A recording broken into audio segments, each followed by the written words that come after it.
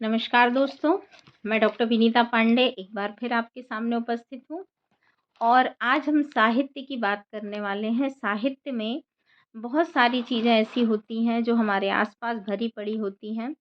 आज मैं आपको एक लघु कथा सुना रही हूँ, एक घटना सुना रही हूँ। अ, सुनिएगा ध्यान से। हम सभी के आसपास होता है और ये छोटी-छोटी घटनाएँ जो होती हैं वो हमारे मन को झकझोर के रख देती हैं। तो इस लघु कथा का नाम है अहमियत। आप इससे सीखने का प्रयास करेंगे क्योंकि हम सभी के आसपास ये घटनाएँ होती रहती हैं। तो शाम हो रही थी, निकिता अपनी बालकनी में बैठी सोच रही थी कि ना जाने कब अतीत के कोने में पहुँच गई थी। खुशियों से भरा परिवार था, माता-पिता, 3 भाई, 1 बहन, आपस में लड़ते-झगड़ते समय व्यतीत हो रहा था। अचानक दरवाजे पर दस्तक हुई, देखा तो दादाजी थे। ओह! दादाजी! दादाजी अकेले थे। छोटे चाचा के पास रहते थे, दादी का देहांत बहुत पहले हो चुका था। पिताजी को देखकर निकिता के पिता खुश हुए, किंतु अंदर जाकर देखा तो पत्नी की तानेबाजी शुरू हो गई। आ गए हैं, अब पता नहीं कब तक रुकेंगे, कब तक रहेंगे। जैसे-तैसे भोजन बनाया और सभी को खिलाया-पिलाया और सो गईं। किंतु बच्चों को उनका व्यवहार जो था वो अच्छा नहीं लगा। निकिता ने अपने पापा से पूछा कि पापा, मम्मी गुस्सा क्यों हो रही है? वो तो आपके पापा हैं और आप चुप क्यों हैं? पापा को संशय में देख कर के आकाश बोल उठा, जो उसका भाई था। वो बोल उठा कि जब आप मेरी शादी के बाद मेरे घर आओगे, तो मेरी पत्नी भी ऐसे ही रूठेगी क्या? और ऐसे ही बोलेगी क्या जैसा माँ ने आपसे कहा? पापा, ऐसा ही होता है क्या? पापा सोच में पड़ गए कि बाल मन पर ये कैसी तस्वीरें खिंच रही हैं। क्या समय के साथ व्यक्ति की अहमियत कम हो जाती है?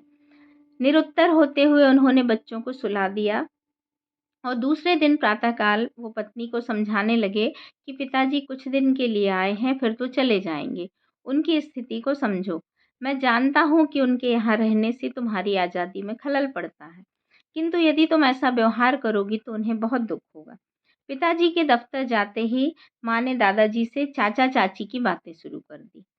खेतों और बगीचों की बातें करने लगी और अप्रत्यक्ष रूप से यह जता दिया कि मैं सभी का हमेशा से करते आई हूँ, किंतु अब कुछ नहीं करूँगी।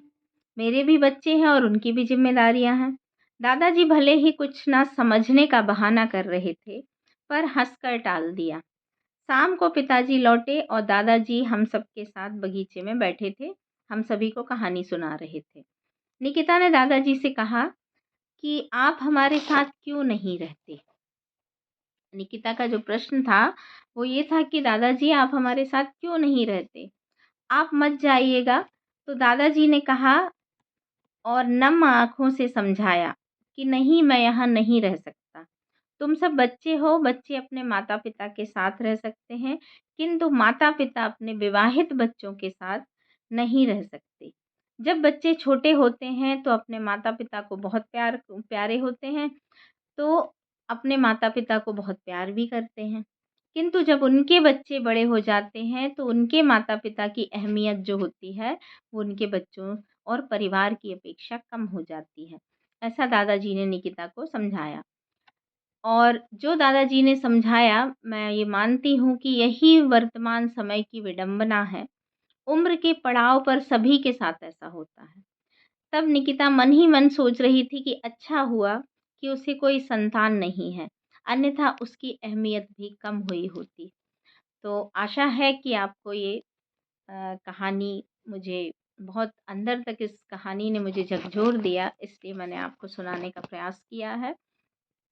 हमारे आसपास बहुत तरह की चीज़ें होती हैं और वर्तमान में ये एक विसंगति है कि जो बच्चे होते हैं और हम सभी की तरह जो महिलाएं होती हैं वो सास-ससुर को एक्सेप्ट करने में बहुत परेशानी होती है उनको। अपने माता-पिता के लिए तो वो हमेशा तैयार रहती हैं, लेकिन वर्तमान पीढ़ी जो है वो इन चीज़ों से गुज़र रही है और ऐसे में हमारे जो वृद्ध माता-पिता होते हैं उनको बहुत कष्ट होता है।